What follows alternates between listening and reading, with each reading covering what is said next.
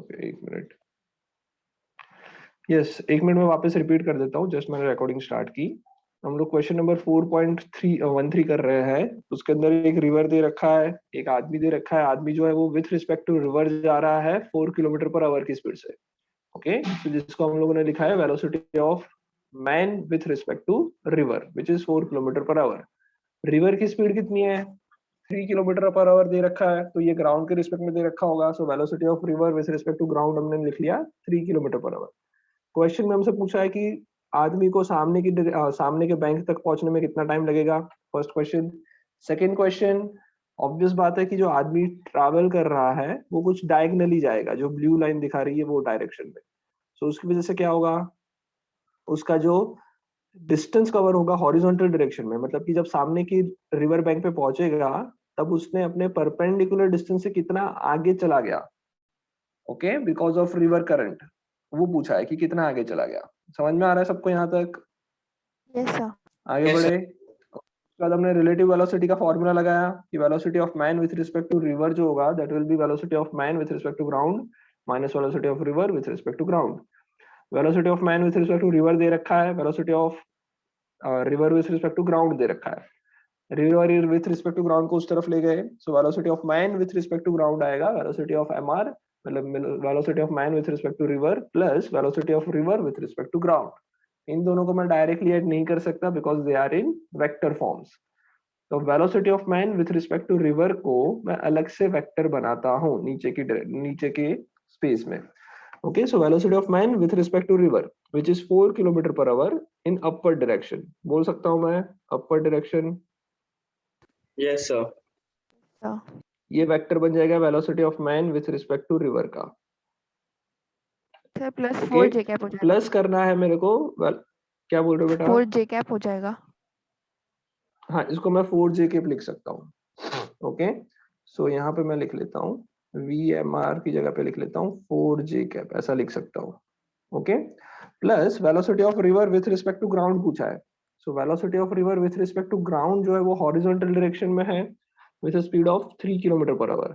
सो इसको मैं यहाँ पहले बनाता हूँ। इसको मैं क्या बोल सकता हूँ, velocity of river with respect to ground का वेक्टर है। ओके, अब इन दोनों को वेक्टर एडिशन करना है, तो जो velocity of river with respect to ground है उसको हेड पे ले जाते हैं। ओके, जो velocity of man with respect to river है उसके हेड पे रख देते हैं। तो हेड पे रखेंगे तो ऐसा होगा। और जो तुम्हारा रिजल्टेंट वेक्टर होगा वो कैसे मिलेगा, इसके टेल को उसके हेड से ज्वाइन करने पे। So this is resultant vector which is velocity of man with respect to ground. ये तुम्हारा ये वेक्टर होगा जो हमें चाहिए था। कोई डाउट? No sir. ओके, ये वेक्टर कौन सा बनाया, velocity of river with respect to ground का वेक्टर बनाया जिसकी वैल्यू है 3 यूनिट, इसकी वैल्यू है 4 यूनिट। ओके, तो velocity of man with respect to ground इस डायरेक्शन में होगा। यहाँ पे एंगल निकाल लेते हैं। तो ये एंगल अगर निकालना चाहूं मैं तो tan थीटा कितना हो जाएगा इस एंगल के हिसाब से, सामने वाली बाजू 3/4 मतलब कि modulus of VRG, modulus of VRG upon modulus of VMR, velocity of man with respect to river. So ये कितना हो जाएगा 3/4, मतलब tan थीटा जो आएगा वो कितना आएगा 3/4 आएगा। कोई डाउट यहाँ तक? No sir. ओके, इतने एंगल वर्टिकल से इतने एंगल पे वो ट्रैवल करना स्टार्ट कर देगा। समझ में आ गया सबको यहाँ तक? वहां पे VMG को हमने 4 जे क्या भी क्यों लिया? ऊपर की डायरेक्शन में है ना। VMG को नहीं बेटा, VMR को लिया, अभी मैं लिख रहा हूँ उसमें आगे। 4 जे कैप प्लस क्या आएगा 3 आई कैप, ये आएगा। VRG जो है वो 3 आई कैप बोल सकता हूँ। Yes sir. एक्स डायरेक्शन में 3 यूनिट है, so 3 I cap plus 4 J cap. इसको मैं वापस रीअरेंज कर लेता हूँ। So 3 I cap plus 4 J cap, ये क्या आया, velocity of man with respect to ground. आ गया समझ में सबको? Yes sir. Yes sir. Okay, अगर ये पता चल गया तो इसका हम लोग मैग्नीट्यूड निकाल लेते हैं। मैग्नीट्यूड किस तरह से आएगा, root of 3 square plus 4 square, right? 5 आएगा सर। आ जाएगा 5, मतलब क्या हुआ भाई, स्पीड उसकी कितनी है 5 किलोमीटर पर आवर, ग्राउंड से देखेंगे तो उसकी स्पीड आएगी 5 किलोमीटर पर आवर। मतलब ये हुआ कि ये जो ब्लू पाथ है, ये जो हमने ब्लू पाथ बनाया, इस पाथ पे चलने की स्पीड कितनी है उसकी, इस पाथ पे चलने की स्पीड कितनी 5 है, kilometre per our. 5 kilometre per our उसकी स्पीड है। समझ में आ गया? Sir okay. और एंगल कितना है, tan इनवर्स 3/4। यस बोलो। सर बट ये सेम आंसर किसी और मेथड से भी निकल रहा है। एक सर मिनट, जी पहले ये डिस्कस कर ले, फिर वो मेथड का ट्राई कर लेते हैं। Okay, okay sir. पहले इसका आंसर ले आते हैं, उसके बाद हाँ हो सकती है कभी कभी क्या होता है बेटा, मेथड तुम्हारी गलत हो, पर मैथमेटिक्स कुछ इस तरह से है कि आंसर वही आ गया। मुझे वही लग रहा है सर। तो मेथड डिस्कस कर लेते हैं कि सही है या गलत है, पहले ये डिस्कस कर लेते हैं।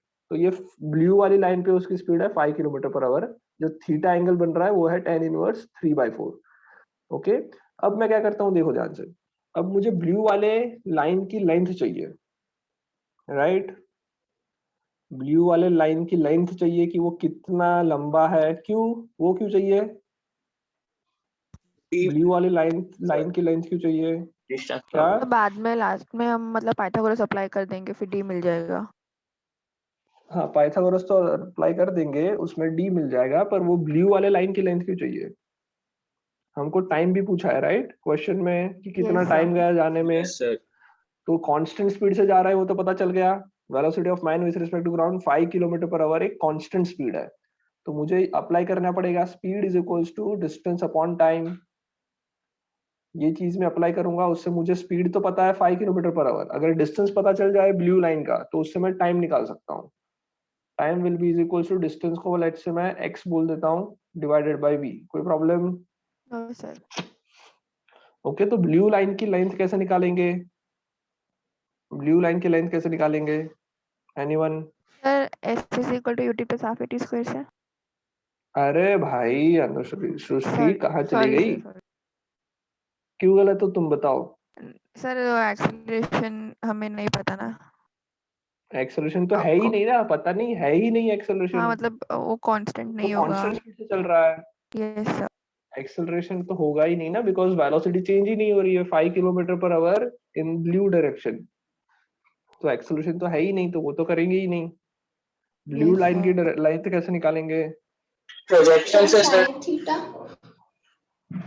साइन थीटा से निकाल लेंगे। वेरी गुड, समझ में आया। ये हमें चाहिए, ये लेंथ चाहिए हमें, ये पता है कि 1 किलोमीटर है, ये 1 किलोमीटर है, और एंगल पता है tan इनवर्स 3/4। समझ में आया?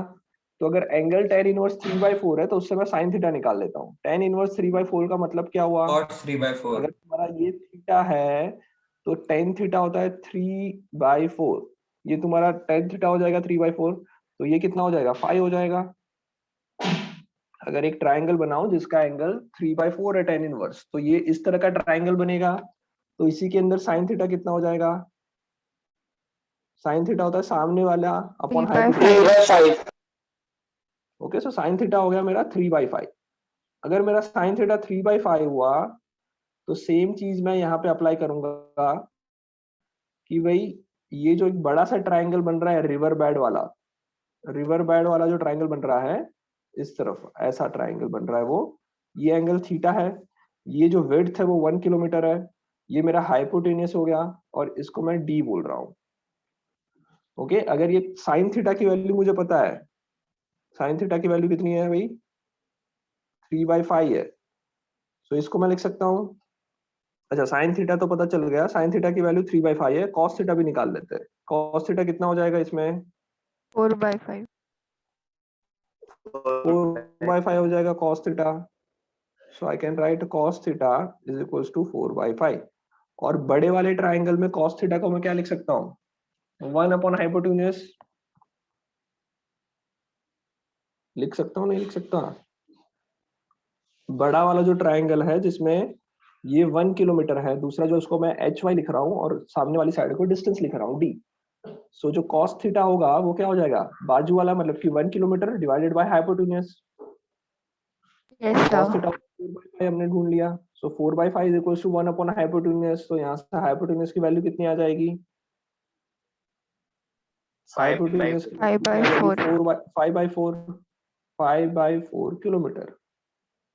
मतलब जो ब्लू वाली लाइन हमने बनाई या फिर अभी रेड दिख रही है वो उसकी लेंथ कितनी होगी? यहाँ से लेके ये वाला जो लेंथ होगा वो कितना होगा? 5/4 किलोमीटर। किलोमीटर। समझ में आ रहा है सबको? Yes sir. ओके, ज्यादा कुछ वो ना हो इसलिए मैं हटा रहा हूँ, पर ये लेंथ जो आई वो आई हमारी 5/4। उसमें कोई डाउट किसी को? No, sir. ओके, तो अब ये 5/4 जितना तुम्हारा हाइपोटेन्यूस आया, मतलब क्या हुआ? x तुम्हारा 5/4 आया इस फॉर्मूला में। Yes, इस sir. फॉर्मूला में x तुम्हारा 5/4 आया, और तुम्हारी स्पीड तो पता ही है कितनी है, 5 किलोमीटर पर आवर। सो टाइम कितना आया? 1/4 आवर्स, मतलब कि 15 मिनट। हाँ या ना? बोलो। सर आप एक बार साइन थीटा 3/5 से एक बार समझा सकते हैं वापस? साइन थीटा 3/5 आया, वो समझ में आया। Yes sir.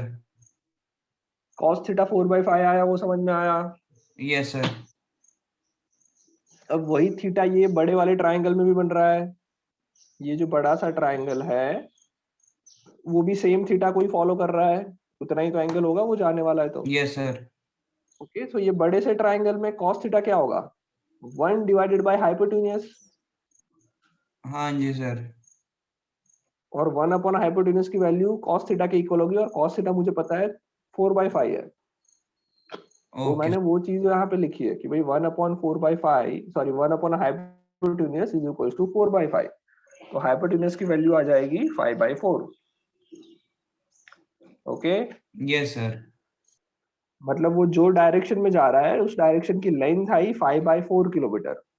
ओके, अब मुझे स्पीड पता है उसकी 5 किलोमीटर पर आवर है, तो टाइम निकालने के लिए speed upon sorry distance upon speed करेंगे। 5/4 डिवाइडेड बाय 5, 5 से 5 कैंसिल, 1/4 आवर्स में आएगा, बिकॉज किलोमीटर पर आवर का ये यूज कर रहे हैं, यूनिट यूज कर यस रहे सर। हैं। तो 1/4 आवर उसको मिनट में कन्वर्ट कर लो, 15 मिनट। 15 मिनट में वो एक बैंक के इस तरफ से दूसरी तरफ पहुंच जाएगा।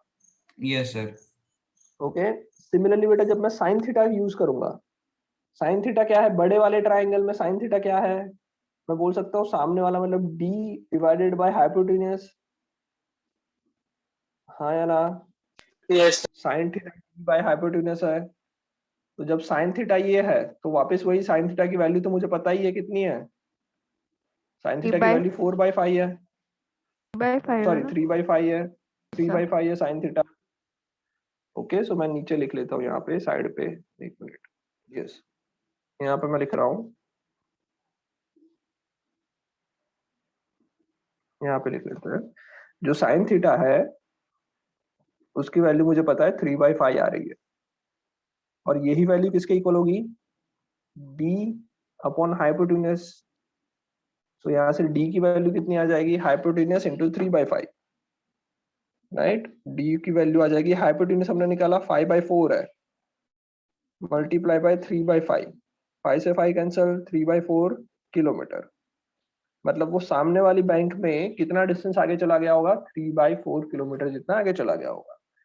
3/4 मतलब कितना लिख सकते हैं? 0.75 लिख सकते हैं। आ रहा है समझ में? yes, sir. सो इसका मतलब क्या हुआ कि वो सामने वाली साइड पे ये जो डिस्टेंस आया वो कितना आया? 0.75 किलोमीटर, इतना आगे चला गया होगा। Okay, Okay, sir. समझ में आ रहा है? हाँ सारे सर। हो गए? कोई डाउट किसी को इसमें? No, sir. No sir.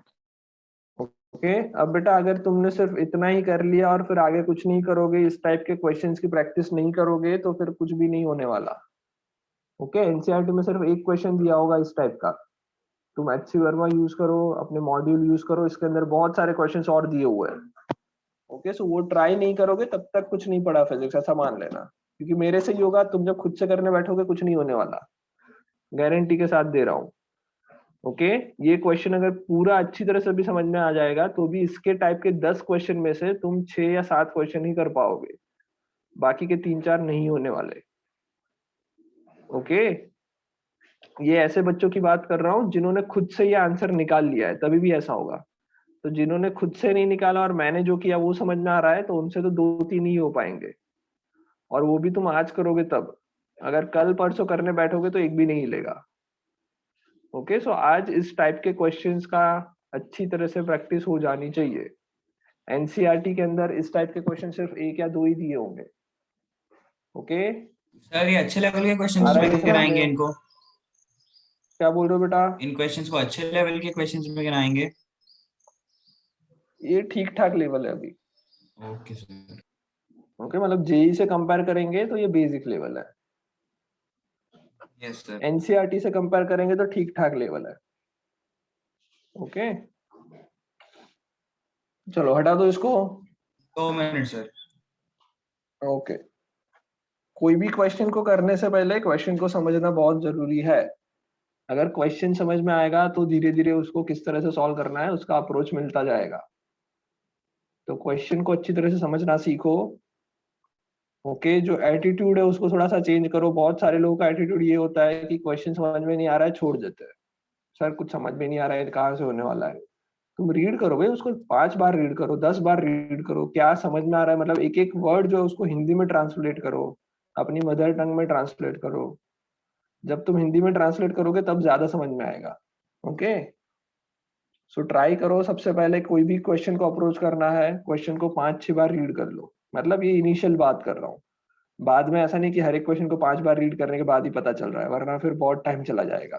Sir okay, हाँ बोलो। सर इसमें जैसे हमने उसकी परपेंडिकुलर स्पीड हमने 5 किलोमीटर पर आवर निकाली थी, सर इसमें हम सिंपली ऐसा भी कर सकते हैं ना कि हमने टाइम को 1 आवर सपोज कर लिया, तो फिर उसमें जो नीचे वाला साइड होगा वो बेस 3 किलोमीटर हो जाएगा एंड ऊपर वाला जो होगा सर वो 4 किलोमीटर हो जाएगा, क्योंकि बंदे की स्पीड 4 किलोमीटर थी।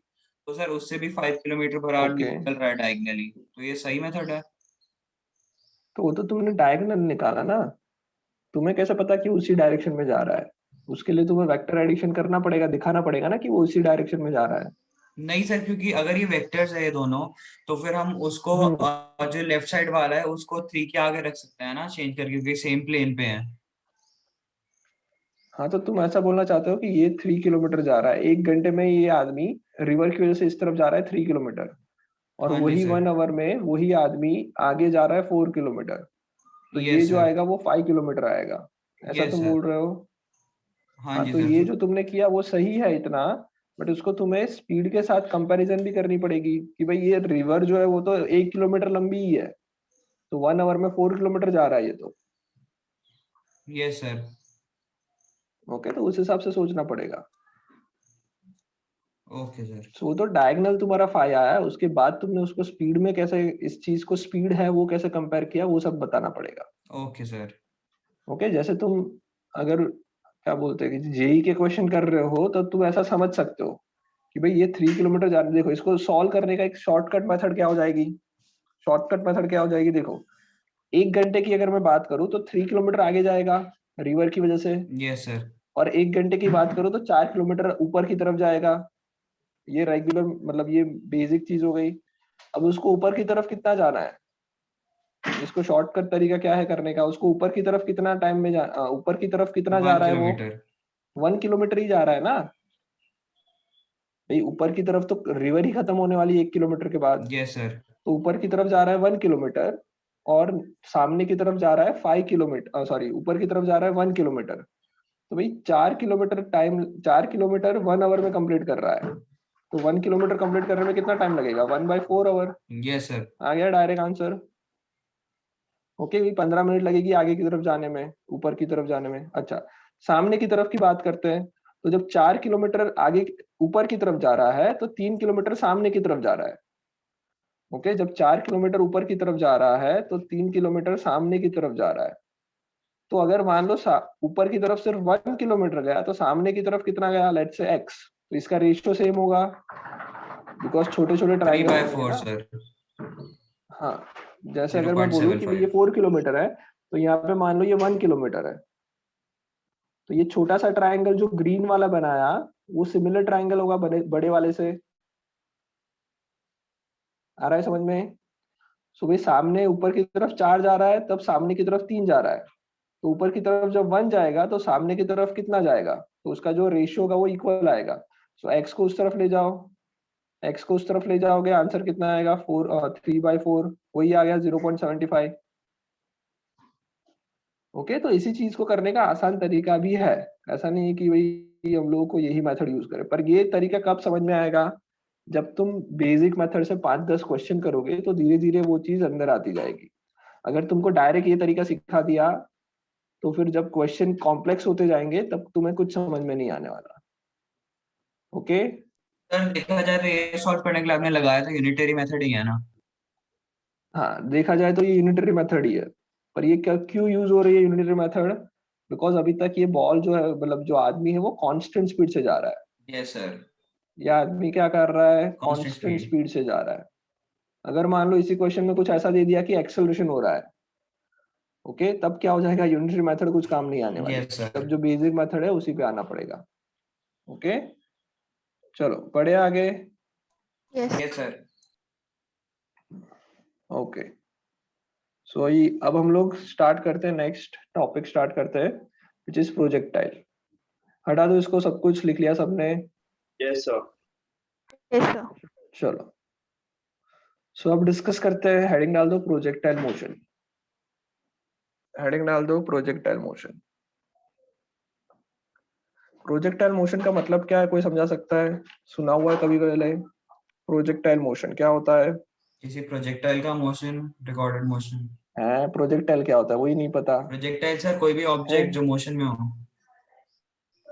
मतलब मैं चल रहा हूँ तो तुम मुझे प्रोजेक्टाइल से बुलाओगे? मतलब जैसे कोई एरो है, होगी वो मैं एक रास्ते से जा प्रोजेक्टाइल रहा हूँ तो होगी। चिल्लाएगा प्रोजेक्टाइल, इधर आओ, ऐसा? प्रोजेक्शन हो रहा है जिसका मतलब क्या हुआ, और समझाओ अच्छी तरह से। सर मतलब अगर हम प्रोजेक्टाइल का मतलब क्या,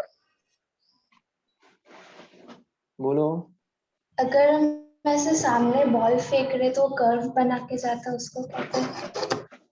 ओके, देखो तो प्रोजेक्टाइल मोशन क्या है, कुछ भी नहीं है, हमने फ्री फॉल पढ़ा था yes sir. Yes first sir. Chapter में, फ्री फॉल पढ़ा था, याद है सबको? फर्स्ट चैप्टर नहीं, मतलब इससे पहले वाले चैप्टर में फ्री फॉल पढ़ा था। फ्री फॉल सबको याद है? Yes, sir. क्या होता था फ्री फॉल? फ्री फॉल क्या होता था? What is free fall? Motion. जब भी कोई ऑब्जेक्ट सिर्फ और सिर्फ एक्सेलरेशन ड्यू टू ग्रेविटी की वजह से फ्लो कर, मोशन करे, और वो स्ट्रेट लाइन में करे, मतलब कि बॉल को मैंने इधर से छोड़ दिया या फिर बॉल को नीचे से ऊपर फेंका, वो वापस नीचे आने वाला है। ओके, या फिर हम लोग एक हाइट से बॉल को ऊपर फेंक रहे हैं जो कि ऊपर जाके नीचे आने वाला है।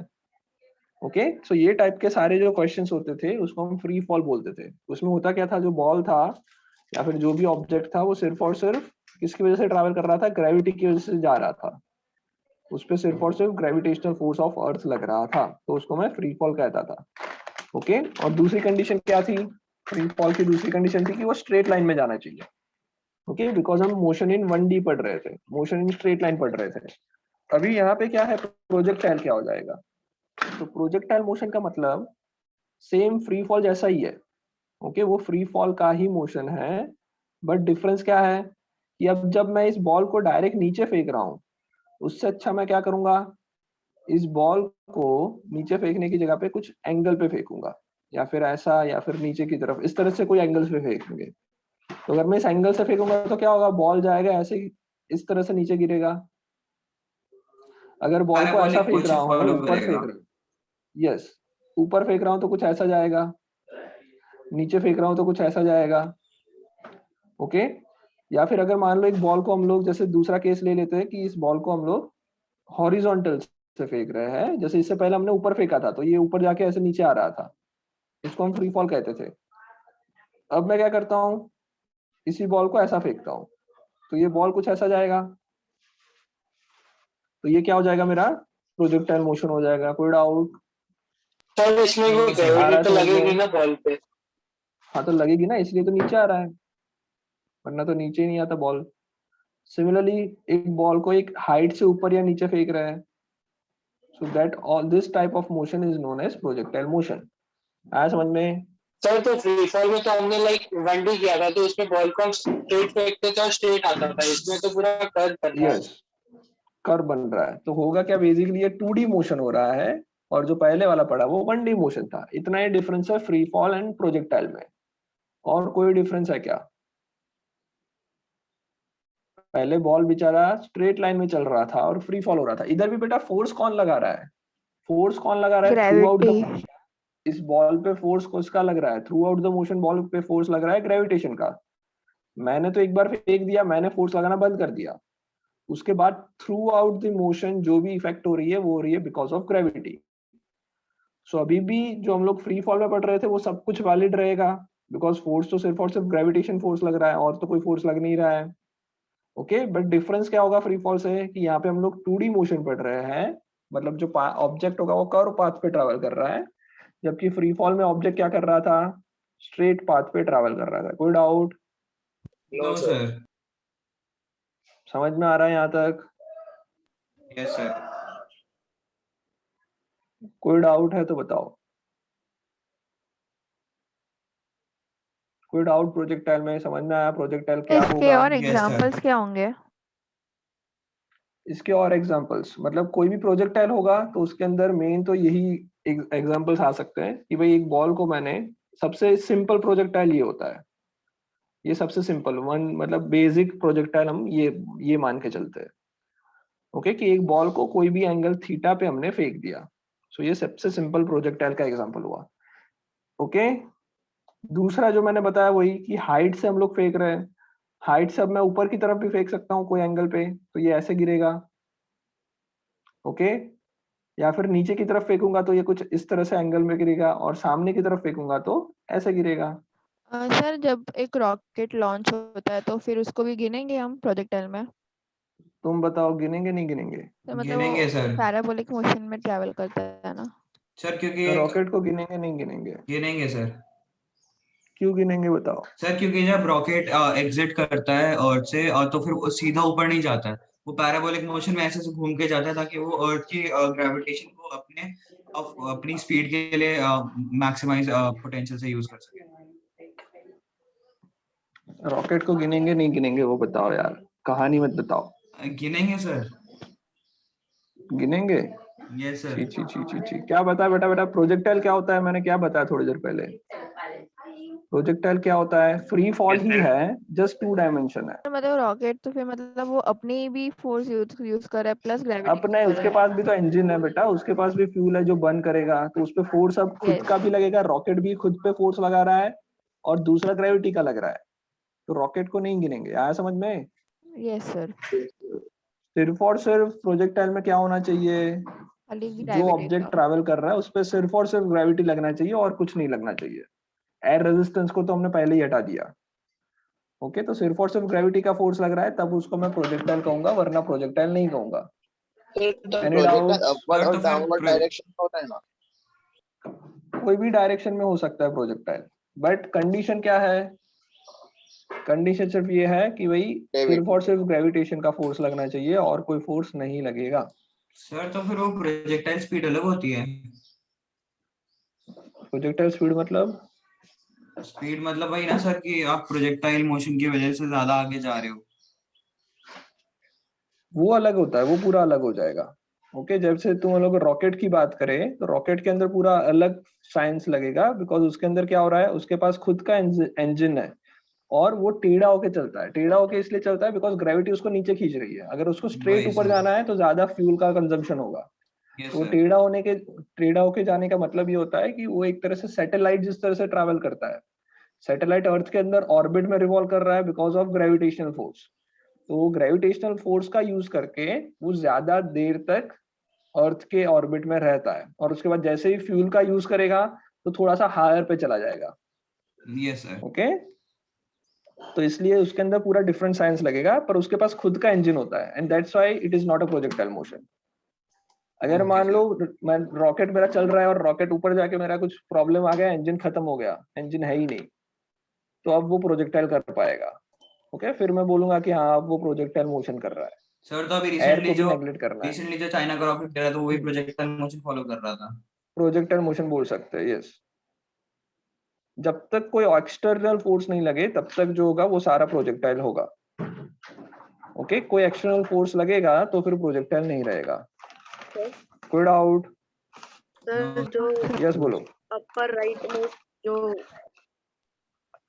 आपने डायग्राम बनाया अगर उसमें लेफ्ट साइड से किक मारे तो वो पहले स्ट्रेट जाएगा और फिर ऐसे होगा। राइट, तो उसको भी प्रोजेक्टाइल एक मिनट, क्या बोल रही हो? जो मैंने कहाँ बनाया है? हाँ, सबसे ऊपर जो एक हाइट से मैंने बॉल को फेंका है, वो बोल रहे हो? यस सर, तो उसमें अगर लेफ्ट साइड से किक मारे तो उस पहले स्ट्रेट जाएगा, उसके बाद थोड़ा सा कर्व में जाएगा। हाँ, सब तो प्रोजेक्टाइल होगा। किक मार दिया मतलब क्या हुआ? जैसे मेरी किक खत्म हो गई, मैंने कांटेक्ट से बॉल हट गया, तो फिर वो ग्रेविटी की वजह से फ्लो हो रहा है। Yes sir. ओके, तो जैसे ही मेरे पैर से छूट गया बॉल, उससे बाद प्रोजेक्टाइल स्टार्ट हो जाएगा। ओके, चलो कोई डाउट इसमें अब? मतलब तो वो इस स्ट्रेट टाइप के होगा तो मोशंस भी हम लोग सारे, जाएगा ना प्रोजेक्टाइल में? हाँ स्ट्रेट होगा तो भी मैं प्रोजेक्टाइल ही बोलूंगा। जैसे इस बॉल को, अगर मैंने इस बॉल को हॉरिजॉन्टल डायरेक्शन में फेंक दिया, हॉरिजॉन्टल डायरेक्शन में फेंक दिया तो तुम्हें लगेगा कि थोड़ी देर स्ट्रेट जाएगा और फिर नीचे गिरेगा, यस तो सर। ये भी प्रोजेक्टाइल होगा। ओके, तो ये सारे प्रोजेक्टाइल के सिंपल एग्जांपल्स हो गए। और टफ एग्जांपल्स क्या आएंगे? मतलब और थोड़ा सा अगर दिमाग खोलना है तो प्रोजेक्टाइल के एग्जांपल्स में और किस टाइप के क्वेश्चंस में डायग्राम्स किस तरह से बनेंगे वो मैं बता रहा हूँ। तो एक तो इतने तो हो गए जो ऊपर दिख रहे हैं कि बॉल को मैंने कोई हाइट से फेंका, ऊपर नीचे आगे पीछे कहीं पे भी, या फिर ग्राउंड से कहीं पे फेंक दिया। दूसरे टाइप के क्वेश्चंस ऐसे भी आ सकते हैं कि बॉल्स को हमने ग्राउंड से ही फेंका है, बट मान लो यहाँ पे कुछ हाइट है, ओके, और बॉल यहाँ तक पहुंच रहा है, सो ये भी प्रोजेक्टाइल होगा। आ रहा है समझ में? ओके, उसके अलावा टाइप के क्वेश्चंस कुछ ऐसे आ सकते हैं कि मैंने जो ग्राउंड था उसी को इंक्लाइन कर दिया, एक इंक्लाइन प्लेन में अब मैं बॉल को ऐसा फेंक रहा हूँ, तो ये बॉल कुछ ऐसा जाएगा। तो जो पहले हॉरिजॉन्टल सरफेस थी उसको मैंने कुछ एंगल पे कर दिया, इतना ही चेंज किया, पर ये भी क्या है? अभी प्रोजेक्टाइल है। आया समझ में? Yes sir. ओके, तो टफ से टफ क्वेश्चन होगा प्रोजेक्टाइल का, तो उसका डायग्राम ऐसा बनेगा। ओके, बाकी जितने भी सर तो प्रोजेक्टाइल है जैसे उसके डायग्राम कहीं ना कहीं से कुछ बनेगा। सर ये डायग्राम का एग्जांपल ऐसे ले सकते हो जो अभी हाँ आपने बोलो। बनाया। इसमें अगर हम स्टेयर में है, लाइक हम नीचे खड़े हैं और कोई बंदा लाइक हाँ, स्टेयर्स के उस तरफ है, तो हम यहाँ से कुछ थ्रो ऊपर खड़ा है और करेंगे कैच एंड कैच उसके खेल रहा पास है। जाएंगे। हाँ, बोल सकते हैं ऐसा। हाँ सर। Yes yes. ओके, जैसे हम लोग स्टाइर्स में खड़े हैं, लेट से तुम जो बता रहे हो सबको बता देते हैं कि मान लो हम लोग कहीं स्टाइर्स में खड़े हैं, ऐसे स्टाइर्स है। ओके, तुम्हारा फ्रेंड यहाँ पे खड़ा है और तुम इधर खड़े हो, तुमने कुछ एंगल पे बॉल को फेंक दिया, मतलब एंगल ऐसा रह या कोई भी एंगल पे। ओके, तो ये बॉल इसके जाके इसके हाथ में आने वाला है, सो इस टाइप के कोई भी मोशन होगा वो क्या होगा? प्रोजेक्टाइल होगा। ओके, गुड सर ये आउट। लॉन्ग इंक्लाइन प्लेन का एग्जांपल, जो क्या? स्टेयर्स वाला जो है एग्जांपल है, वो हम उसको इंक्लाइंड प्लेन में ले सकते हैं ना? हाँ हाँ, ले सकते हैं, क्योंकि ये भाई स्ट्रेट्स चाहे ऐसे हो या ऐसा कर दो, उससे क्या फर्क पड़ेगा? Yes sir. क्योंकि बॉल तो उसका ही मोशन कर रहा है। Yes sir. एक्चुअल में बेटा ये है तो यही मोशन, एक्चुअल में यही मोशन, अगर थोड़ा और सोचोगे तो एक्चुअल में तो यही हो रहा है। तुमने सिर्फ क्या किया, तुम अपने आप को कुछ इस तरह से खड़ा कर देते हो, बाकी तो वही हो रहा है। Yes sir. आया समझ में? है तो वही जो पहले पढ़ा था, सिर्फ थोड़ा सा हम लोगों ने अपनी पोजीशंस को चेंज कर ली, बाकी सब कुछ सेम ही है। तो इस टाइप के जो मतलब ये इंक्लाइन वाले जो मैंने बताए वो तो जेई में पढ़ाएंगे तुमको आराम से। ओके, हम लोग बाकी सारे केसेस है वो हम लोग डिस्कस कर लेंगे एनसीईआरटी लेवल पे। आया समझ में? बट प्रोजेक्टाइल मोशन क्या होता है वो समझ में आ गया? यस सर, आ गया यस प्रोजेक्टाइल सर। मोशन समझ में आ गया? लिखो, चलो प्रोजेक्टाइल मोशन में लिखो, if an object is moving under the influence of gravitational force, if an object is moving under the influence of gravitational force only,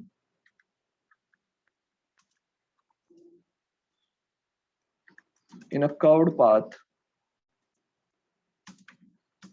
then the object is said to be in projectile motion. Okay, sir incline path वाला हमने example लिया, बाद में वो return path में तो ऐसे horizontally आ जाएगा, तो वो प्रोजेक्टाइल नहीं होगा ना? नहीं, वापस तो ग्राउंड पे टच करके आएगा तो फिर प्रोजेक्टाइल नहीं होगा। ओके, वो तो स्ट्रेट लाइन का मोशन हो जाएगा फिर। अच्छा, मान लो मैंने बुलेट शूट की, एक बुलेट को मैंने फायर किया, ये कौन सा मोशन है? ये प्रोजेक्टाइल मोशन है, बट बहुत लंबा वाला प्रोजेक्टाइल मोशन है सर। ओके, समझ में आया सबको? अगर मैं एक बुलेट को शूट कर रहा हूँ यहाँ से, तो तुम्हें लगेगा कि सर बुलेट तो स्ट्रेट लाइन में जाती है। नहीं, ऐसा नहीं होता है। बुलेट जो है वो प्रोजेक्टाइल मोशन करती है। तुम्हें लगता है कि स्ट्रेट लाइन में जा रही है, पर धीरे धीरे क्या हो रहा है, वो नीचे की डायरेक्शन में ट्रैवल करना स्टार्ट करेगा। बिकॉज बुलेट जैसे ही हमारे गन से छूट गया, तो ग्रेविटी तो लगने ही वाली उस पे, तो वो नीचे तो आने ही वाला है। ओके, बट तुम्हें ऐसा लगता है कि इसकी स्पीड इतनी ज्यादा है, इसलिए वो हॉरिजॉन्टली में ज्यादा डिस्टेंस चला जाएगा और फिर नीचे आ रहा है, ऐसा पता चलता है। और जनरली क्या होता है, बुलेट के सामने कोई आदमी इधर खड़ा ही होता है, तो तुम्हें पता नहीं चलता कि बुलेट नीचे जा रही है, उससे पहले वो मर जाएगा बेचारा। आया समझ में? तो तुम्हें नहीं पता चलने वाला है कि प्रोजेक्टाइल हो रहा है, पर हो रहा है प्रोजेक्टाइल। लॉन्ग आ डिस्टेंस गया समझ शॉट्स में में? काउंट होता है ना, अगर बुलेट चला रहे हो तो आप लॉन्ग डिस्टेंस में थोड़ा ऊपर एम करना यस पड़ता है। Yes yes yes. ओके, तो सिमिलरली एक एरो को छोड़ रहे हैं, या फिर तुम डार्ट की गेम खेल रहे हो, वो सारे किसके एग्जांपल हो जाएंगे? प्रोजेक्टाइल के एग्जांपल हो जाएंगे। ओके, कोई डाउट? सर लेकिन जब नो हम फायर करेंगे उसके सबसे पहले पहले हाँ के जो 3-4 सेकंड्स होंगे, चलो आधा 1 सेकंड होगा तो भी उसमें सबसे मैक्सिमम फोर्स होगा, तो तब उतने ड्यूरेशन में भी वो तो स्ट्रेट ही रहेगी ना, तो उतना। और नहीं, सर वो डीएक्स जैसा हो जाएगा ना, कि ऑलमोस्ट मिनिमल होगा बट होगा। देखो कोई भी बॉल को, जैसे एक सिंपल चीज देखते हैं, मान लो हम लोग ये बुलेट या फिर ये जो बॉल मैं ले रहा हूँ, ओके, उसको मैं आगे की तरफ जा रहा हूँ। अब एक बात बताओ, इसको मैं नीचे फेंक रहा हूँ क्या? मैंने हॉरिजॉन्टली फेंका, तो क्या नीचे की डायरेक्शन में फेंक रहा हूँ या नहीं फेंक रहा हूँ, ये बताओ। नहीं सर, नहीं फेंक रहा हूँ। नो नीचे की डायरेक्शन में तो कौन कौन फोर्स लगा रहा है नीचे की डायरेक्शन में? ग्रेविटी। ग्रेविटी। ओके, सो हम लोगों को बेटा, हम लोगों ने पढ़ा है कि कोई भी 2D मोशन है उसको मैं दो 1D मोशन में सेपरेट कर सकता हूँ, हाँ या ना? कोई भी 2D मोशन होने वाला है उसको मैं 1D मोशन में, दो अलग अलग 1D में कन्वर्ट कर सकता हूँ। तो अगर मैं इसकी 1D मोशन में कन्वर्ट कर लूँ, हॉरिजॉन्टल को भूल जाते हैं थोड़ी देर के लिए, सिर्फ और सिर्फ वर्टिकल की बात करते हैं। तो अगर मैं वर्टिकल की बात करूं, तो मैं बोल सकता हूँ कि ये बॉल को जब मैंने हॉरिजॉन्टल फेंका, तो वर्टिकल डायरेक्शन में उसकी स्पीड 0 होगी, इनिशियल वर्टिकल स्पीड 0 होगी। ये समझ में आया? हाँ या ना? नहीं सर। नहीं समझ में आया? No sir. देखो मैं आया इसको सर। हॉरिजॉन्टल फेंक रहा हूँ। ओके, मैं वापस बताता हूँ। अगर मैं इसको हॉरिजॉन्टली फेंक रहा हूँ, तो वर्टिकल डायरेक्शन में उसके पास कोई स्पीड है क्या? जब मैंने फेंका नो तब सर, 0 जे नो कैप हो सर। जाएगा ना। नहीं है, वर्टिकल डायरेक्शन में 0 ही है, क्योंकि मैं फेंक रहा हूँ हॉरिजॉन्टली। हाँ, अगर मैं कुछ एंगल पे फेंकता, अगर मान लो मैं इस बॉल को ऐसे एंगल पे फेंकता, तब क्या होता? उसके पास दो स्पीड होती दोनों है, में दो होता। कंपोनेंट बन जाएंगे, एक ये वाला कंपोनेंट, एक ये वाला कंपोनेंट। तो अब इनिशियल वर्टिकल स्पीड भी कुछ ना कुछ होती। पर मैं बोल रहा हूँ कि मैं जैसे गन फायर करते तो हॉरिजॉन्टली गन फायर कर रहे हैं। ओके, तो हॉरिजॉन्टली अगर मैं गन को फायर कर रहा हूँ, बुलेट को फायर कर रहा हूँ, तो उसके पास वर्टिकल स्पीड तो 0 होगी, वर्टिकल डायरेक्शन में कोई स्पीड नहीं है। कोई डाउट? मतलब आप ऐसे कह रहे हो कि एक्स डायरेक्शन में अगर किया तो वाई 0 रहेगा, ऐसे ही ना? यस, वाई डायरेक्शन में स्पीड 0 है, रहेगा नहीं, सिर्फ इनिशियल 0 है। ओके, ये चलो फिर दूसरी चीज क्या? दूसरी चीज कि जो एक्सेलरेशन है वो वाई डायरेक्शन में होगा, कितना? ग्रेविटी का -10 मीटर पर सेकंड स्क्वायर ले लेते हैं। Okay,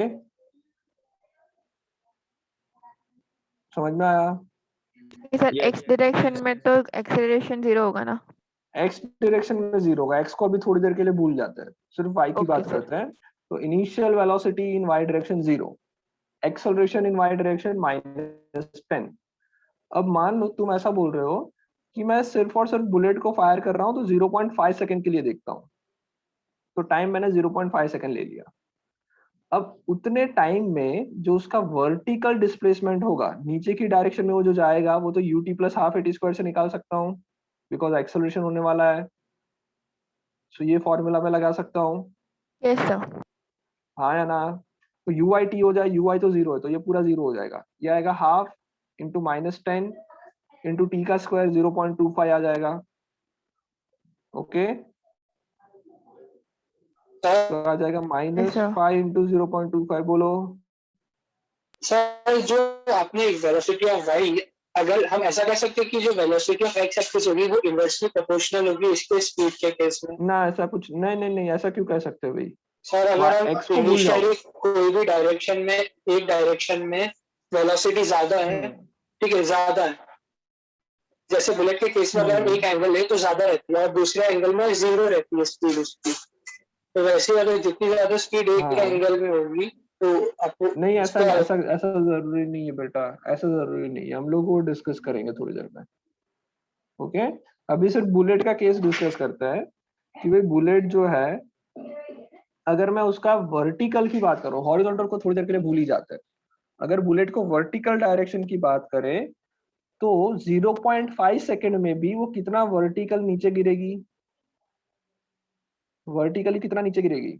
1.25 metre. 1.25 मीटर जितना नीचे गिरेगी, चाहे कुछ भी कर लो। आया समझ में? Yes sir. अब ये चाहे बुलेट हो, चाहे कोई एक बॉल हो, या कुछ भी हो, कोई भी ऑब्जेक्ट को अगर मैंने हॉरिजॉन्टल डायरेक्शन में फेंका, जैसे इस डायग्राम में बताया है, कोई भी ऑब्जेक्ट को जब मैं हॉरिजॉन्टल डायरेक्शन में फेंक रहा हूं, तो अगर 0.5 सेकंड के बाद देखोगे ना, तो ये बॉल वर्टिकली कितना नीचे गिरा होगा? वर्टिकली कितना नीचे गिर गया होगा ये बॉल? 1.25 मीटर। 1.25 मीटर नीचे गिर गया होगा, चाहे बुलेट हो चाहे कुछ भी हो। आया समझ में यहाँ तक? Yes, यहाँ तक समझ में आया? यस अब तुम लोग ऐसा बोलते हो कि सर बुलेट तो स्ट्रेट लाइन में ही जाती है, तुम्हारे दिमाग में तो यही है ना कि बुलेट स्ट्रेट लाइन yes में sir. जाती है। चाहे मैं 0.25 सेकंड भी ले लूं तो भी वो स्ट्रेट लाइन में नहीं जाएगी, वो कितना नीचे गिरेगी? नीचे कितना गिरेगी? 1.25 मीटर का नीचे गिरनी ही वाली है, चाहे कुछ भी हो जाए।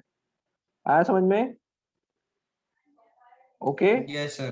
बट फिर भी तुम तो बुलेट को हमेशा स्ट्रेट लाइन ही मानते हो। अगर मैं एक बुलेट फायर कर रहा हूँ और 0.5 सेकंड तक भी अगर वो टारगेट को हिट कर रही है, तो भी तुम तो ऐसा ही मानते हो कि नहीं सर स्ट्रेट लाइन में ही जाता है। क्योंकि उसका मिनिमल रीजन क्या है? डिस्टेंस है। नहीं नहीं नहीं, उसका रीजन क्या है बेटा? उसका एक्स डायरेक्शन की जो स्पीड है ना, जैसे कि बुलेट को मैंने फायर किया तो हो सकता है कि एक्स डायरेक्शन की स्पीड 100 मीटर हो, 100 मीटर पर सेकंड की स्पीड से बुलेट फायर हो रही है। तो उससे होगा क्या? अगर मैं 1 सेकंड की बात 0.5 सेकंड की भी बात करूं, तो 0.5 सेकंड में बुलेट कितना आगे जाएगी? एक्स डायरेक्शन में 50 मीटर जाएगी, हाँ या ना? 1 सेकंड में उसकी स्पीड 100 है तो एक्स डायरेक्शन में 50 मीटर आगे जाएगी। Simple. Yes sir. Yes sir समझ में आया सबको ये? तो यस 50 मीटर स्ट्रेट जाएगी और नीचे की डायरेक्शन में कितना ट्रैवल करेगी? 1.25। समझ में आ रहा है? हाँ सर तो बुलेट जाएगी ऐसा ही, बट ये जो कर्व है ना वो 1.25 जितना ही है। कितने मीटर में? 50 मीटर में। तो हॉरिजॉन्टल डिस्टेंस बहुत ज्यादा है as compare to vertical distance, हाँ या ना?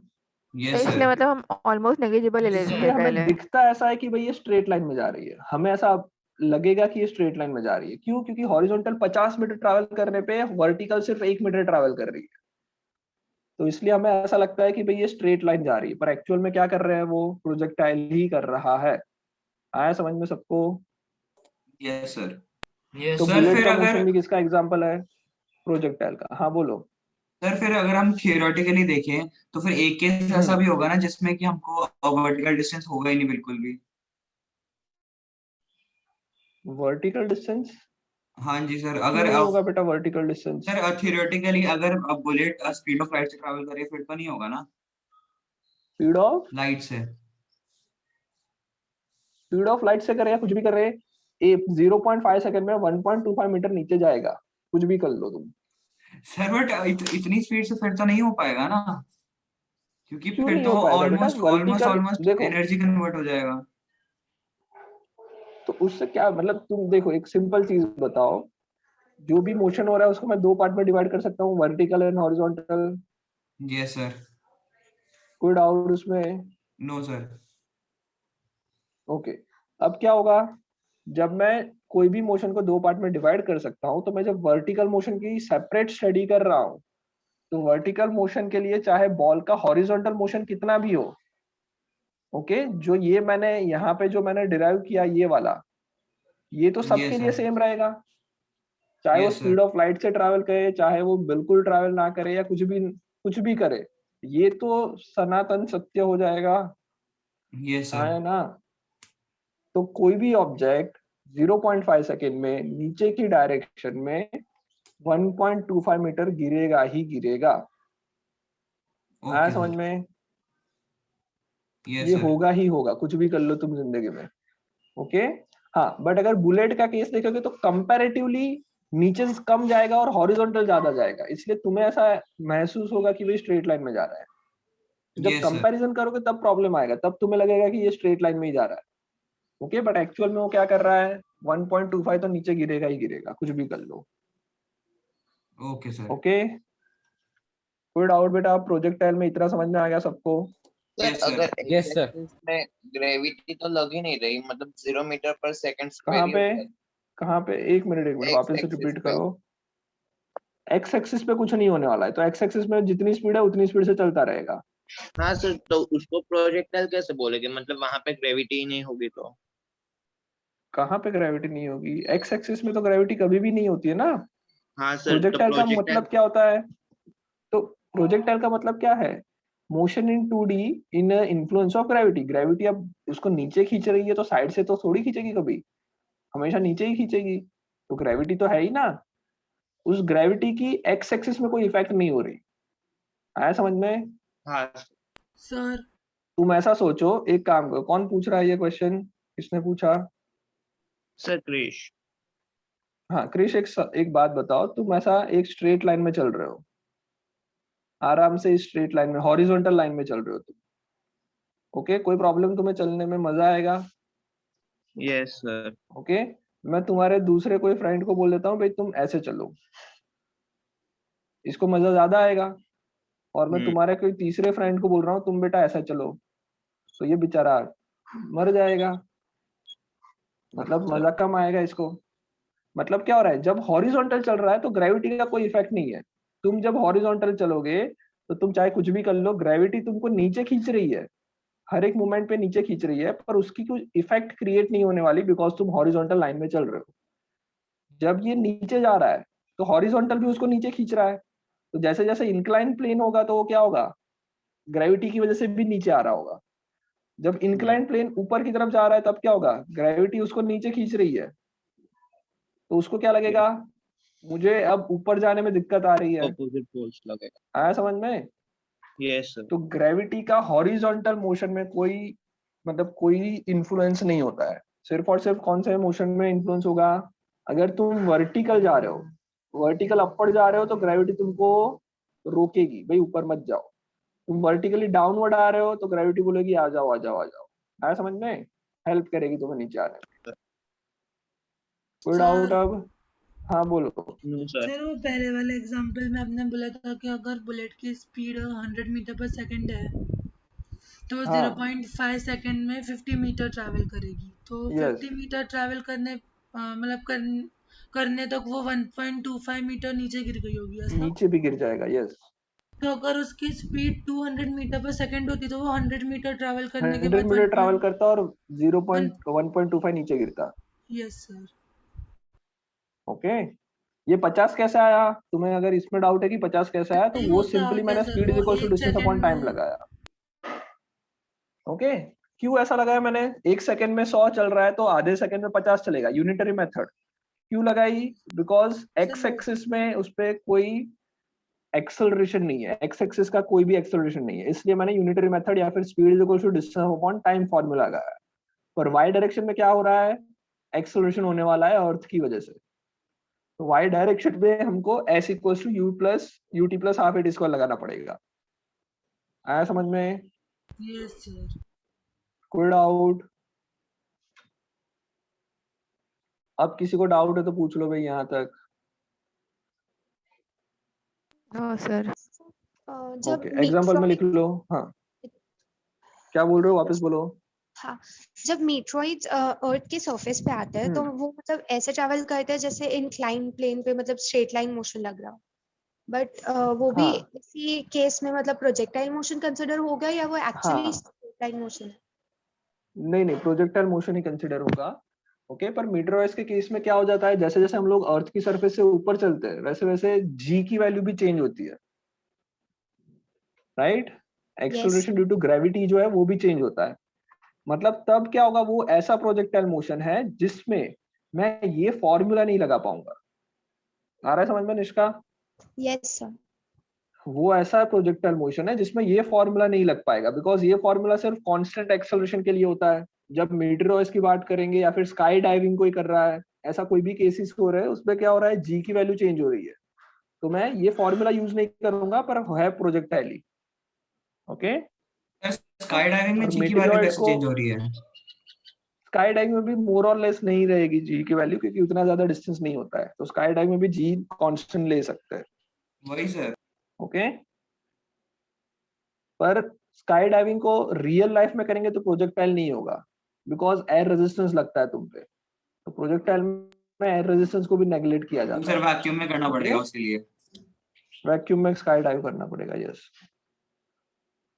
चलो तो लिख लिया यहाँ तक। If an object is moving under the influence of gravitational force only in a curved path, then the object is said to be in projectile motion. Example में लिख लो, सिंपल एग्जांपल लिख लेते हैं। फुटबॉल किक किया, kicking a football at any angle, ऐसा लिख सकते हैं, राइट। एक kicking a football at any angle. Okay, कोई एक पर्टिकुलर एंगल पे अगर मैं वर्टिकली किक करूंगा तो फिर प्रोजेक्टाइल नहीं होगा, तो फिर फ्री फॉल हो जाएगा। ओके सर हाँ बोलो। सर रियल लाइफ में तो फिर प्रोजेक्टाइल होगा ही नहीं, क्योंकि एयर रेजिस्टेंस तो मतलब लगेगा नहीं ही होगा ना, सही बात है, रियल लाइफ में प्रोजेक्टाइल नहीं होगा। तो सर ये पढ़ तो वो सेम ऐसा बात मत हो गई ना, क्यों जैसे पढ़ रहे हैं। असली में अब फिजिक्स के हिसाब से एक मेटल बॉल और एक फेदर साथ में गिरता है, बट रियल लाइफ में नहीं होगा क्योंकि एयर हाँ रेजिस्टेंस रियल है। लाइफ में नहीं गिरता है एयर रेजिस्टेंस की वजह से। तो उसका मतलब ऐसा नहीं कि सर तो फिर प्रोजेक्टाइल क्यों पढ़ा रहे हो, मत पढ़ाओ जब रियल लाइफ में कुछ यूज ही नहीं है। तो ऐसा पूछ रहा था क्या तू कर्तव्य?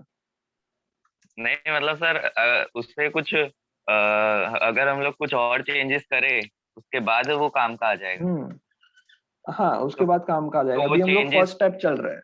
तो सर वो चेंजेस करना कब सीखेंगे हम? कि ग्रेविटी में भी हम चेंजेस लोग करना बेटा, मैंने क्या बोला, चेंजेस करने के लिए जब भी एयर रेजिस्टेंस की हम बात करेंगे तो एयर रेजिस्टेंस बहुत ही कॉम्प्लेक्स चीज है।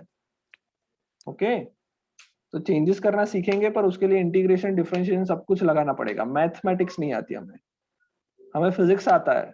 ओके, फिजिक्स में मैं बोल सकता हूँ कि अगर एयर रेजिस्टेंस लगेगा तो क्या होगा, एनालाइज कर सकते हैं, पर मैथमेटिकली मैं इसको फॉर्मुलेट नहीं कर सकता। क्यों नहीं कर सकता? बिकॉज एयर रेजिस्टेंस एक ऐसी चीज है जिसकी डिपेंडेंसी स्पीड पे भी होगी। जैसे मैंने फ्री फॉल में भी पढ़ाया था कि एक बॉल को जब मैं फ्री फॉल करवा रहा हूं, अगर उस केस में भी अगर एयर रेजिस्टेंस आ गया तो क्या होगा, उसकी स्पीड के हिसाब से उसका वेलोसिटी चेंज, सॉरी स्पीड के हिसाब से एयर रेजिस्टेंस की वैल्यू चेंज होगी। तो हर एक मूवमेंट पे जो एक्सेलरेशन होगा वो क्या हो जाएगा, वेरिएबल एक्सेलरेशन हो जाएगा, चेंज होता रहेगा। आ रहा है समझ में? Yes sir. तो उसके लिए फिर इंटीग्रेशन करना पड़ेगा। और सर जैसे अगर हम लोग जैसे कोई आपने बोला जैसे स्काई डाइविंग में हाई जी की वैल्यू चेंज, पर सर अगर हम लोग उसको भी कंसीडर करें कि मतलब जितनी भी चेंज हो रही है नेग्लिजिबल ही भले, हाँ पर जितनी भी चेंज हो रही है हाँ अगर हम लोग को तो रियल कर लाइफ कोई सकते, वो एक्सपेरिमेंट इजी करें है, कर सकते ऐसा। क्योंकि तो बेटा सर उसको भी जी का क्या है, जी का मुझे रिलेशन पता है कि जी जो होगा वो किस तरह से हाइट पे चेंज होगा, वो मुझे पता है। तो कंपैरेटिवली एयर रेजिस्टेंस से कंपैरेटिवली वो हम लोगों को एनालाइज करना बेटर रहेगा, अच्छा रहेगा। पर एयर रेजिस्टेंस को मैं नहीं कर सकता बिकॉज उसमें बहुत ही ज्यादा वेरिएबल है। और सर सब साथ में करें तो मतलब जी की वेरिएशन भी चेक करें, तो एयर और रेजिस्टेंस भी कॉम्प्लेक्स हो चेक जाएगा, और क्या, और कॉम्प्लेक्स हो जाएगा। तो हम लोग सर कर ऐसे सकते हैं, ऐसा क्वेश्चन नहीं है। बनते हैं। ऑब्वियसली जैसे क्वेश्चन नहीं आएंगे तुम्हें न्यूमेरिकल, अभी इस लेवल पे नहीं आएंगे, पर इसकी ही एप्लीकेशन से, जैसे तुम लोगों ने इजराइल का आयरन डोम सुना होगा, सुना है नहीं सुना? अभी यस सर सुना बहुत है। आया था। उनका मिसाइल डिफेंस इजराइल के सिस्टम पास जो एक, है। यस, मिसाइल डिफेंस सिस्टम है जिसको आयरन डोम कहा जाता है। उसमें क्या होता है कि कोई भी मिसाइल फेंकेंगे तो उसको एंटी एयरक्राफ्ट गन से उस मिसाइल को मार गिराते हैं। तो उसके अंदर क्या है, यही सब चीज है। एक मिसाइल जब आ रही है तो उसको लोकेट करना और उसकी स्पीड भी डिसाइड करना कि भाई ये मिसाइल जो आ रही है वो एयर की हिसाब से कितना टेढ़ा मेढ़ा जा सकता है, उन सबको डिफेंस मतलब उन सबको प्रिडिक्ट करके दूसरी मिसाइल हम यहाँ से छोड़ेंगे जो उसको मार जाएगी। आया ना समझ में? सो हम लोग कर सकते हैं, ऐसा नहीं कि नहीं कर सकते। ओके, इजीली प्रिडिक्ट हो जाता है कि भाई एयर इतनी है, विंड की स्पीड इतनी है, तो किस डायरेक्शन में क्या जाने वाला है। पर उसको इस लेवल पे नहीं कर सकते बिकॉज तुम्हें मैथमेटिक्स नहीं आती। आया समझ इजीली में? प्रिडिक्ट कर सकते हैं, बट जो मैटर करता है वो है कि कितना जल्दी प्रिडिक्ट कर सकते हैं वो। हाँ, यस, वो तो है। ओके, तो उसके लिए भी सॉफ्टवेयर्स का यूज करके हम लोग प्रिडिक्ट कर रहे हैं बिकॉज कॉम्प्लेक्स मैथमेटिक्स उसमें यूज होने वाली है। चलो अभी बेसिक पे आ जाते हैं वापस। यहाँ तक कोई डाउट? No sir. नो आगे सर। लिखे।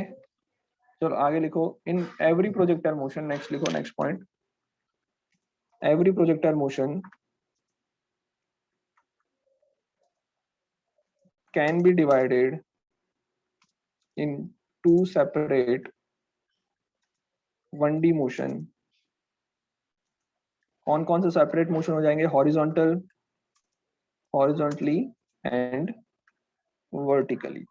सो कोई भी मोशन हो रहा है उसको मैं क्या कर सकता हूँ? दो मोशन में डिवाइड कर सकता हूँ प्रोजेक्टाइल मोशन को, horizontal motion and vertical motion. कोई डाउट? हाँ या ना? No sir. चलो, हॉरिजॉन्टल मोशन में क्या होने वाला है? हॉरिजॉन्टल मोशन कैसा होने वाला है?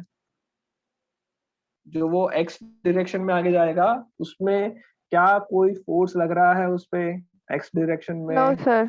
No sir. नहीं लग रहा है। तो हॉरिजॉन्टल मोशन जो होगा वो कैसा होगा? वो कांस्टेंट स्पीड के साथ होगा क्योंकि एक्सीलरेशन तो कांस्टेंट स्पीड जीरो के होगा। साथ होगा, राइट? बिकॉज एक्सेलरेशन जीरो होगा। सो horizontal motion of any projectile is a uniform velocity motion या फिर कांस्टेंट वेलोसिटी मोशन। ओके, उसकी वेलोसिटी में चेंजेस बिल्कुल नहीं आएंगे। वर्टिकल मोशन क्या होगा? यूनिफॉर्म एक्सेलरेटेड मोशन होगा। Yes. So vertical motion of any projectile is a uniformly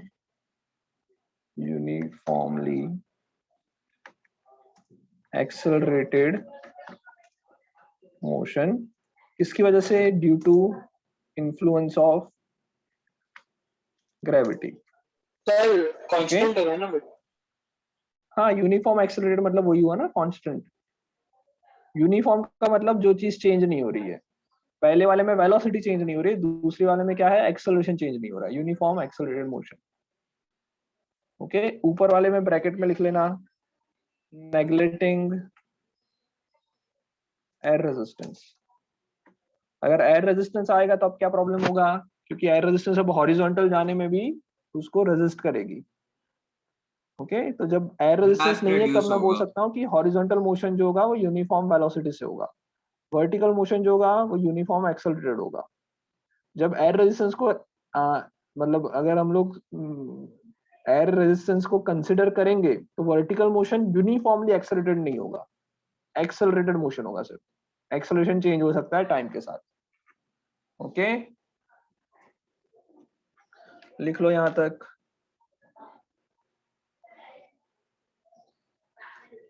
लिख लिया? 1 minute sir.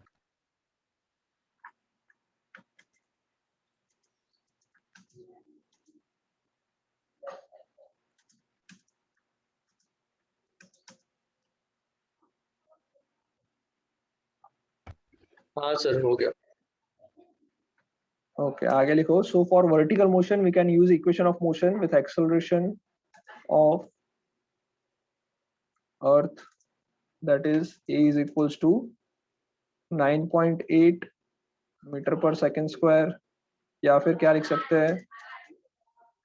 10 metre per second. 10 metre per second square in downward direction. Okay, तो भी मैं अगर वर्टिकल मोशन की बात करूं तो उसमें मैं क्या यूज कर सकता हूं? कौन से इक्वेशंस यूज कर सकता हूं? इक्वेशन ऑफ मोशन यूज कर सकता हूं, और उसमें एक्सेलरेशन की जगह पे क्या लिख लेंगे भाई? जी लिख लेंगे। एक्सेलरेशन ड्यू टू ग्रेविटी जो होगा वो जी के इक्वल होगा। कोई डाउट? इतना लिख लो।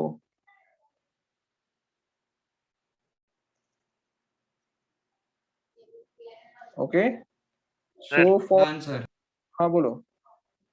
सर अगर हम लोग जैसे हम लोग किसी एंगल पे फेंक रहे हो हाइट से एक बॉल को डाउनवर्ड डायरेक्शन में, तो सर अगर हमने ऐसी वेलोसिटी अगर हमने ऐसा बोला इनिशियली कुछ वेलोसिटी से फेंका और उसका उसका जो मतलब फिर उसका एक्स वाई में नहीं इनिशियल, वो सिंपली इनिशियल उस पे फेंका, सिंपली उतने इनिशियल पे, तो वो दो पार्ट में डिवाइड होगी वो उसके बाद। तो सर जो इनिशियल पे फेंका और साथ में हमने ऐसा भी बोला कि वो एक्सेलरेशन भी करेगा, तो उसका एक्सेलरेशन भी दो पार्ट में डिवाइड होगा। हाँ, अगर एक्सेलरेशन कब करेगा, जब मैं कुछ हॉरिजॉन्टल डायरेक्शन में कुछ एक्सेलरेशन आए, फोर्स आए, तभी करेगा ना, वरना तो वर्टिकल डायरेक्शन में एक्सेलरेशन होगा। तुम क्या पूछ रहे हो, यही पूछ रहे हो, क्या पूछ रहे हो, वापस एक बार रिपीट करो। कि सर जैसे हमने जैसे ही फेंका, मतलब हमने फेंका कोई, तो हमने ऐसा भी बोला कि वो इस वेलोसिटी से जा रही है इनिशियल और उसका एक्सेलरेशन भी इतना है, तो उसका एक्सेलरेशन भी हम लोग दो पार्ट में डिवाइड करेंगे, ऐसा। एक्सेलरेशन बेटा कब हो सकता है, एक्सेलरेशन कब हो सकता है, जब मैं उस पर कांस्टेंट फोर्स लगाऊं तभी हो सकता है ना। तो जैसे मैंने फेंक दिया तो फिर ग्रेविटेशन फोर्स ही लग पाएगा, और कोई फोर्स नहीं लगेगा जो एक्सेलरेशन कर पाए। तो जो हम लोग एक्सेलरेशन तो सर जो हम लोग एक्सेलरेशन कराएंगे, जैसे अगर हम क्वेश्चन में बोला कि इनिशियल 5 मीटर पर सेकेंड और initial 5 metre per second velocity से फेंका, उसका एक्सेलरेशन होगा 2 मीटर पर सेकेंड, तो फिर इसका मतलब क्या बोलना चाहते हैं?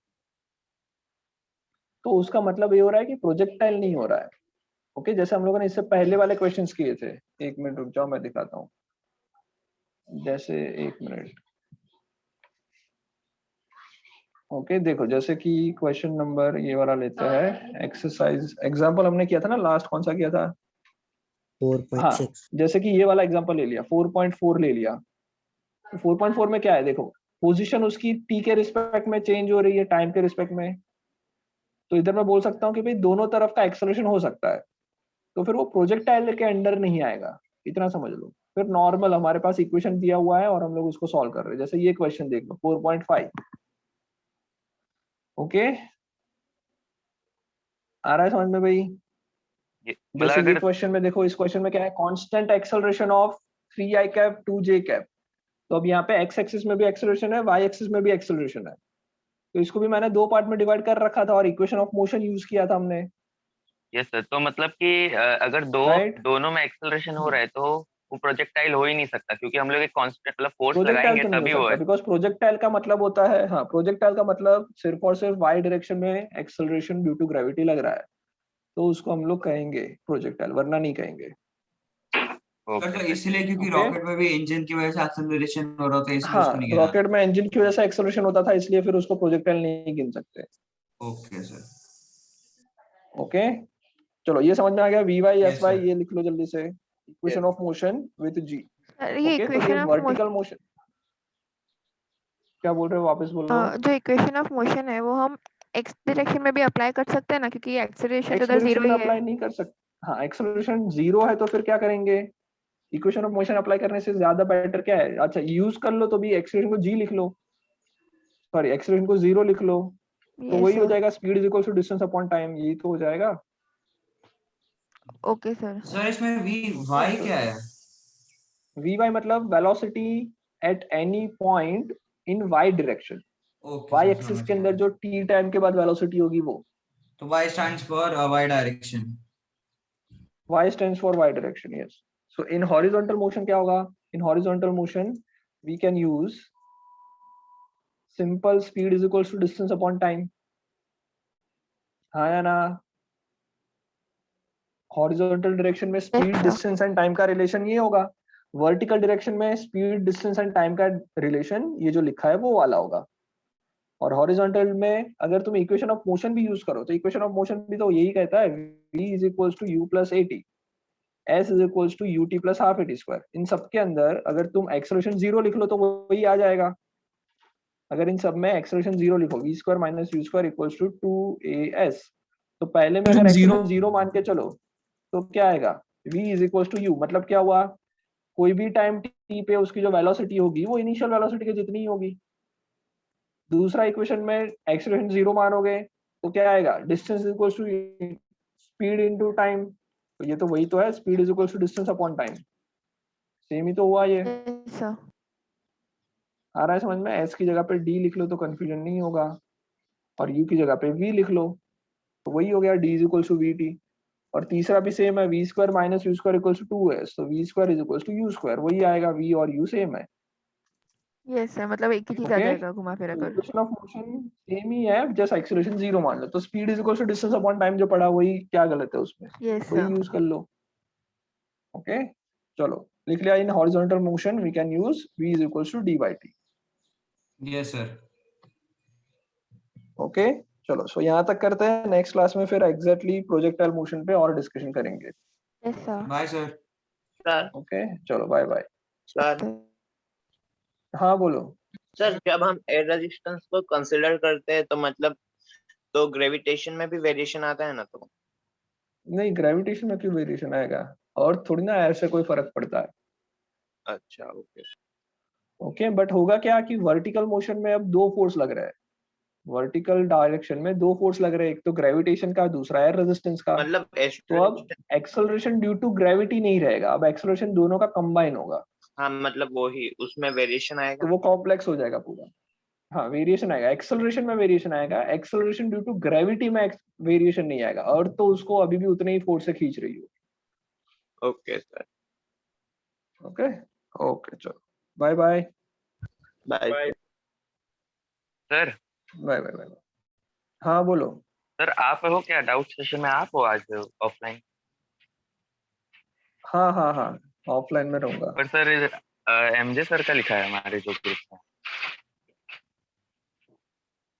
वो मैं करवाता हूँ, वापस मैसेज करवा देता हूँ। Okay sir. ओके।